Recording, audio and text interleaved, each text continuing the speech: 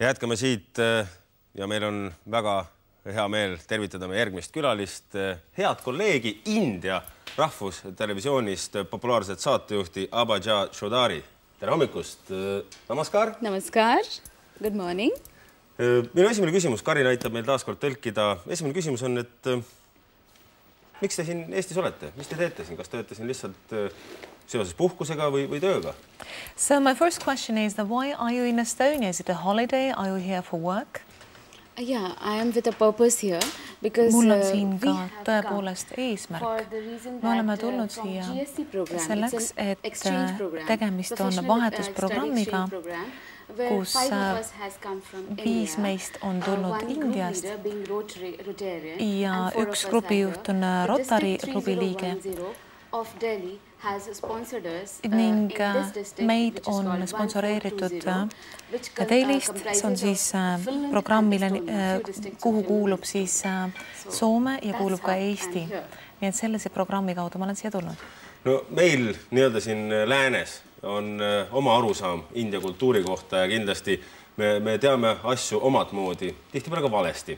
Aga üks, mida me teame läbi kas või filmide nagu Tribla nagu Beckham või Rensli miljonär raamat ja film, on see, et India on väga, ütleme, traditsioonides kinni, mis puudutab just nimelt inimeste eraelu.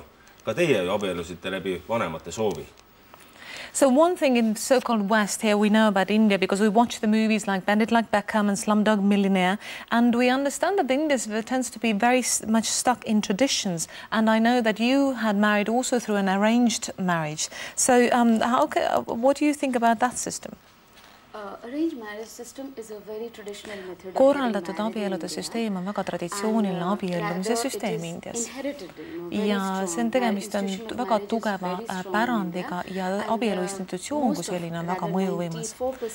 Ja ma ütleks, et 94% inimestest Indias abielluvad siis korraldatud abielu kaudu ja seda korraldavad siis perekonnaliikmed, tavaliselt vanemad liikmed. Inimestele meeldib see süsteem, sest sellisel viisil tagatakse ka abielu edukus. Sest India traditsiooni kohaselt tüdrukud kasvatataksegi sellisel viisil üles. Et see, mida nende vanemad või perekonnas vanemad liikmed otsustavad, on siis see, mis on nende jaoks ka kõige parem. Aga nüüd see süsteem on hakanud muutuma, sellepärast, et inimesed on juba rohkem haritud, on rohkem ka meediateadlikud, Ameerika ja läänemaailm mõjutab meid rohkem. Ja nüüd tüdrukud ja ka poisid on hakanud aru saama, et nad tegelikult võivad ka abielluda oma valiku põhjal või kui nad näiteks armuvad kellegisse. Nii et armastusabielud on nüüd juba muutunud ka tavapärasemaks, kuid enamus on nendest linnades. Kuid maapiirkondades on olukord teismoodi. Nüüd linnades on meil rohkem valikut ja vabadus puudutab ka abielu valikut, kuid maapiirkondades me näeme teistsugust süsteemi, nii et seal on endiselt korraldatud abielu tavaks. Ja inimesed on sellega väga rahul ka, sest see on osa meie traditsioonist. Ja ometi, kuigi te olete õnnelikult abielus, olete võtnud vastu otsuse, et teie tütred saavad ise valida oma elukaaslase. Well, although you are happily married, you have decided that your daughters can choose their own husbands. Yeah, very true. You know, I got married 19 Tõepoolest, see nii on. Mina abiellusin, kui ma olin 19 ja ma olen väga õnnelikult abielus. Minu abikaasa töötab planeerimiskomisjoni direktorina, on tubli mees ja tegemist oli korraldatud abieluga, kuid see ei olnud niivõrd pimedalt abielu, nagu Indias tavaliselt on, kus pruud või peigmees ei tunnegi üksteist enne abielumist ja tutvuvad ainult oma pulmas, aga mina tundsin oma peigmeest ka varem. Kuid tihtipeale see enam praegusel hetkel niimoodi ei ole. Tegemist oli korraldatud abieluga, kuid meie siis armusime üksteisesse peale seda, kui me olime abiellunud. Ma usun, et see läks päris hästi, kui sa oled juba abiellunud ja kui see inimene, kellega koos sa elad, siis loomulikult sa pead teda austama ja lõpptulemusena Indias tavaliselt tüdrukud armastavad oma abikaasasid. Nii et ma leian, et kuna mina olen ise ka saanud hea hariduses, ma arvan, et oma tüdrukute puhul ma leian, et see ei ole kohustuslik India tüdrukute jaoks abielluda korraldatult, kuid peaks olema ka nende jaoks mingi vabadus, sest me näeme, et maailm on hakanud juba muutuma, nii et minu tüterdel on kindlasti oma sõna ka kaasa öelda ja loodetavasti nad saavad ka õnnelikuks. Ja keegi ei vaata selle peale viltu. Vanemad sugulased, tuttavad, seda kiidetakse nüüd juba heaks, et see ei ole midagi erakordset. And this is not, nobody looks askew at it, and your older relatives and the family elders would not mind that they can make their own choice. It's not unusual anymore. No, not at all. In metros, the scenario is totally changed. Linnades on tõepoolest see elu nii palju juba muutunud, sest haridustase on muutunud ja teadlikkus on muutunud ja me näeme ka lääne kultuuri, Ameerika kultuuri pealetungi.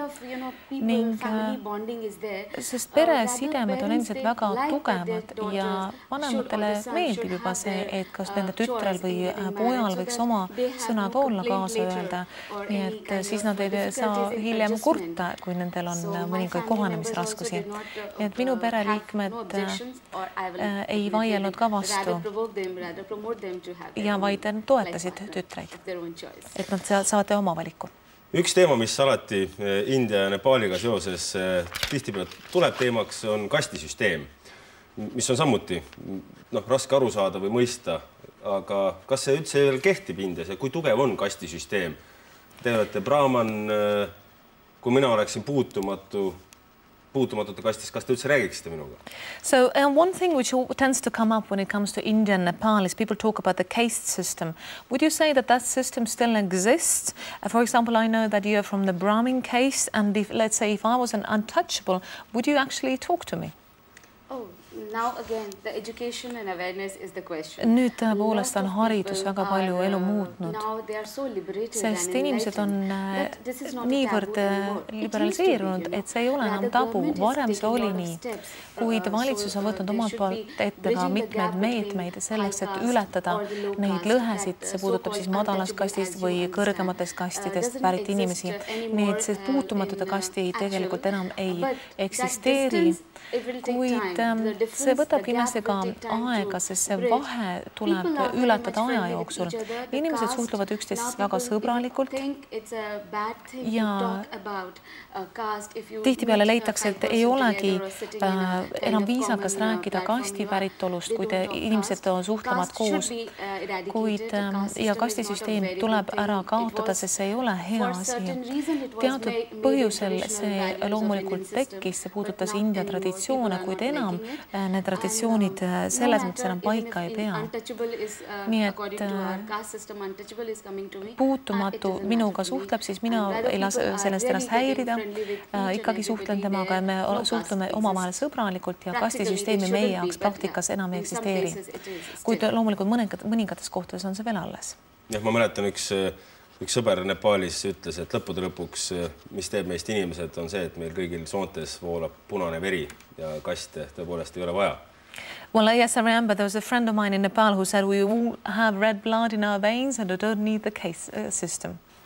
Yeah, that's true. You know, we all have the same see on blood. tõesti tõsi, kõigil on verisoontes punane, kas on lääne, Jaapani, India või Ameerika päritolu. Ja kastisüsteemi ei oleks võib-olla pidanudki olema, kuid ajaloolistel põhjustel see tekkis. Ning sellega kaasnesid ka teatud eelised, sest see aitas ühiskonnal toimida. Näiteks oli võimalik siis jaotada tööjõudu, näiteks kes oli siis pesumehed näiteks, kes tegi teatud tööd, või siis inimesed, kellel oli õigus õpetada või preestritel oli oma õigused. Nii et siis peaksid olema need inimesed ka kõrgemal positsioonil, et teisi õpetada. Brahminid olid need, kes siis õpetasid